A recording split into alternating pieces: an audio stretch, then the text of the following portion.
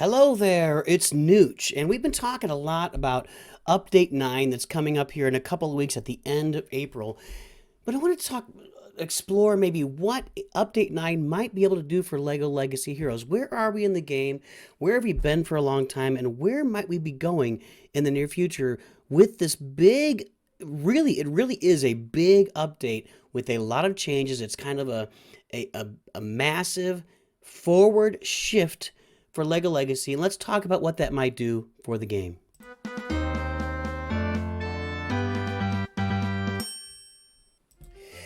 So here the thing is, we'll go in and do some battles here. I'm gonna just auto some stuff, nothing real special. NOOCH is definitely working on starring up all of his collectibles. I didn't want to loot that. I actually wanted to battle it. So let's go ahead. Now let's battle it. Sure, why not? We'll leave the Ninjagos in there. Actually, let's go find a team. Oh, we got just builders, huh? Okay. Well, we can put in. Yeah, let's go ahead and put those in. Oh, here, let's do this castle team here. And let's go grab somebody's low-level ally just to give him a little helping hand. Here you go. Here's 10 currency or whatever. Anyway, so the thing is that this game has been dragging, and it's been 6+ months. The game Brickspedition is the last real actual game content, like playable, consistent game content. We've had master events. I'm actually lying. The last master event was Ghost, so that wasn't much. We've had the All-Star events this year, which have brought some new content to the game, but not consistent. Like nothing there that's going to be there at any regular cadence. I assume we'll get some All-Star events back soon. I don't know when. We don't know. Might be 2 months. It doesn't sound like it's going to be for May. May sounds like it's going to be all about collectibles. It sounds like we're maybe looking at June for those All-Star events to return, which those All-Star events are awesome. They were a lot of fun. We had a lot of rage moments trying to get through them. They were challenging and good. So we've been sitting here. We've got a new development team in November that had never played the game. They jumped in and started playing, and we're about at the 6-month level of them playing and kind of keeping quiet. They've really been keeping quiet and letting the community stew. We've seen a lot. If you're on Discord, you've seen a lot of really, borderline angry people at the game because this game has a tremendous amount of potential, and the potential was just going nowhere. You know, we had Brickspedition. They came out, I think, last June, and then nothing. Like, we didn't get. They were talking about a raid that was supposed to be in October, and that never happened. It's been 6 months. We were hoping for some kind of guild war thing or something, which has never come out. So just nothing new has come into the game during that time period. So we've had some really encouraging signs, and I thought it'd be really good to talk about that with everybody. You know, whatever. These teams don't matter. We'll just go grab another low hero here. Here you go. You're welcome. Let's talk about the encouraging things that are happening right now. First of all, the update itself. It appears that this update at the end of April, update number 9, is going to be a massive overhaul of a lot of aspects of the game, specifically the collectibles aspect. We've been told of the content creators that are going to be reworking 8 different minifigures, and if you've watched NOOCH's videos, it looks like it's going to, if you had to guess, it would be the 8 minifigures, the 8 collectible minifigures that are not spooky or chill or techie, because those are all in the All-Star events. And if you want to look at those again, let's go take a look at them. We've already gotten the announcement for 3 of those reworks that NOOCH has gone over in previous videos, or a previous video. So we've got an announcement for a rework for Fitness Instructor, Chicken Suit Guy, and Hot Dog Man. But in our last content creator program discussion, and no, I'm not going to upgrade Governor yet, we'll leave for later. On last discussion, they said they were going to bring out 8 reworks. Well, if we look at this, 1, 2, 3, 4, these are collectibles. 5, 6, 7. Now, where are the rest of our collectibles? We're going to find that we've got those 7, 1, 2, 3, 4, 5, 6, 7. Then we have a chill, a spooky, a techie, another spooky. And those are in the All-Star events. So I don't think they're going to be included, but look down here. Your pal and mine, Hiker. I gotta tell you, if Hiker gets a rework, that could be something really exciting. Hiker Hiker is a mid-game character right now, all by himself. None of the rest of these guys really are. You don't see any of these other guys in mid-game in any game. Chicken Suit guys are really good early game. I don't even know the rest of these are any good at all. I'm not talking about these four, although really only Yeti is a big character there. Nooch likes potential spooky girl. We'll talk about that some other time. All right, so it seems like these 8 characters are going to get a rework, and they've talked about reworking the Lego house while also talking about nerfing Magisto's Tower.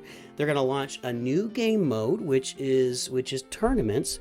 So here's the potential of that. If we look at the potential of an entire faction being reworked, the collectibles, 2 set reworks, one nerf and one buff, two different sets, in a completely new game mode tournaments where we can go on there and actually compete against other people's. We're not playing against each other's rosters yet. We're not to the point where we can play where I can pit my roster directly against your roster, but we can actually go out there and say there's 50 people in this tournament bracket. That's what we would assume, and whoever does the best in this tournament. So you place one team on defense, whatever team you choose. We're going to see a lot of probably Trader Transports would be Nooch's guess, but we'll see. You place one team on defense, then everybody goes in. All 50 players go in and play, and you get ranked at the end based on wherever you finish in that tournament. That is really promising. I mean, that promises, if it comes through and it's a really good game mode, something that quite bluntly, that Nooch can bring on YouTube and play every week for you guys, where you can watch Nooch and see where he finishes in the tournament. That could be something really interesting and fun to play as a brand new game mode in the game. Another thing, we had a developer who popped onto Discord this morning. Nooch did a live stream on that. Got split up into 2. It's kind of messy, but whatever. So our developer, who was, Gogo, I can't remember the dude's name. Oh, it was in Discord. Where are we? Nooch is in his own server right here. Looks like he's popping in there now. Is that him? No, Nooch is just seeing things. There he is, Captain Gogo. So Captain Gogo popped in this morning, and one of the things that he said in Discord was really interesting. He talked about the fact that the developers know that the game is lagging, and they want the game to succeed. We haven't heard that. We haven't heard that from anybody in 6+ months, that they want the game to succeed. Nobody has said that to anybody. They've kind of maybe mentioned it in passing or said it and it wasn't really super believable, but for a developer to come onto the public Discord channel for LEGO Legacy Heroes Unboxed and say in front of God and everybody, they want the game to succeed. They're looking for new content. They're going to be adding somewhere in the range of 20 minifigures a year is the goal, to continue adding minifigures to the game. You know, that's a big deal. Just hearing the investment from the developers, because Nooch has always believed the developers want to do well, but Gameloft isn't super invested. So maybe the developers have this chance. Hey, we're going to prove to you, we're going to take this game with a lot of potential and turn it into a moneymaker for Gameloft and LEGO, and show that it's something we can push forward with and it can be profitable. Something else Nooch noticed. So you know that Nooch kind of gives, I don't give regular updates with how much money the game is making, but the data is out there. Every month you can look back at the previous month and see how much money the game made. And it's been really consistent for the last 4 or 5 months. $70,000, $70,000. The game makes $70,000 a month. Every month it just is kind of hitting on that. And those aren't actual dollar figures, but it's a solid estimate by people out there. We're using data from like Google Play and from iTunes. I don't know how it works, but or not iTunes, but I don't know. Nooch doesn't have Apple, never has. So wherever you buy stuff on Apple. Well, that went up to $80,000 in March, which is maybe like a 17% increase. Is that right? It's like a 15%. So it's like almost a dead-on 15% increase. So it doesn't necessarily seem like a lot to go from 70 to 80,000, but it's a small indicator. It's a small indicator that maybe these all-star events and the things that they're doing with the game right now are making a small difference. And if you launch a new game mode and you start releasing new minifigures on a regular basis, maybe you can bring back some of the people that have left the game, and maybe they'll look for ways to invest in the game. Now, I do think that it'll be important. One thing that's really important, and I noticed this I think this happens over time. But usually, like with the Ghostbusters, these $15 packs will give you 15 tiles, which is just a horrible investment. But look at this. If you want to buy elite tiles, you can get 65 tiles for $15. 55 tiles of the Governor and 55 tiles of Nunsuch for $15. These energies are always good investments. You can now buy Woo. I'm pretty torn about that. Really would have preferred to see the 7th tier of the Woo Master event. If you're going to have Master characters, it makes more sense to introduce new tiers for those events. I understand they're difficult to develop and make where they're difficult but not impossible. I really would prefer not to see that kind of thing. I don't know if they're going to make any money on it. We'll see if people are going to buy the 7-star Woo. Anyway, guys, basically, Update 9 has the chance to be a game changer for LEGO Legacy, to get the game back on track to where it was, we'll say last July, August, September, where the game had all this potential that was about to be realized and then just got crushed.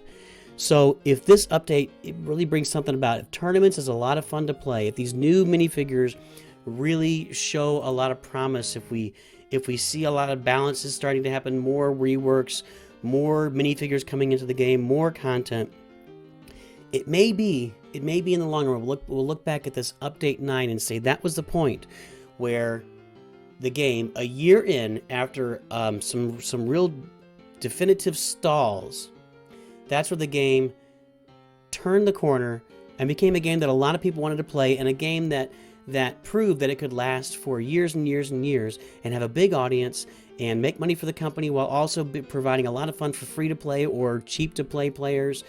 So it's possible. This update has the possibility of getting us on that road. And NOOCH really hopes that when Tournaments comes out and when these new game modes come out, that they are that level of fun that can make this game really, really good and take it to the heights that it's capable of going. This is a really well-built game with a really good solid base on it. We've all been saying for a long time that if they bring in the content that makes sense, this game has the potential to be a big, big game. Hopefully Update 9 is what gets us there. It's got a chance. Always remember, NOOCH too good. Of course you enjoyed laying witness to this video. Subscribe here on Lord Vader. Watch another video over here. Remember, NOOCH too good.